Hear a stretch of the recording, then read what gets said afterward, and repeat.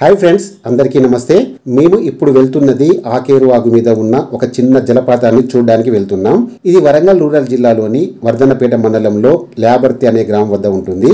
వరంగల్ నుండి స్టార్ట్ అయి వర్ధన్నపేట మీదుగా ల్యాబర్తికి వెళ్తున్నాం. ఇది వర్ధన్నపేట టౌన్.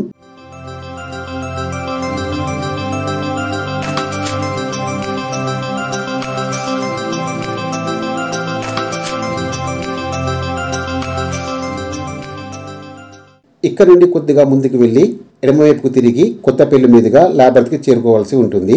ఈ క్రాస్ నుండి సుమారుగా 6 కిలోమీటర్ల వరకైతే ఉంటుంది.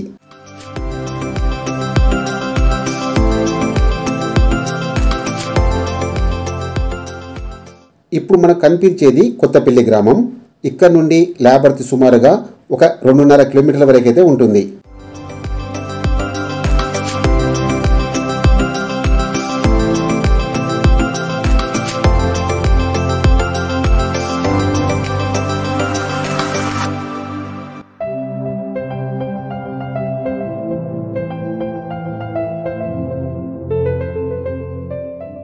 ల్యాబర్తి కూడా చాలా పురాతనమైన గ్రామం అనే చెప్పవచ్చు.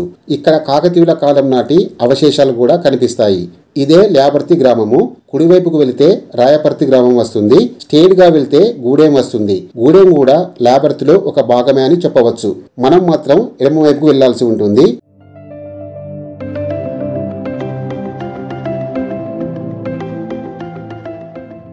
ఇక్కడ నుండి కుడివైపుకు వెళ్తే అన్నారంషరేఫ్ వస్తుంది. స్ట్రేట్ గా వెళ్తే మనం ఆకేరు వాగు వద్దకి చేరుకోవచ్చు.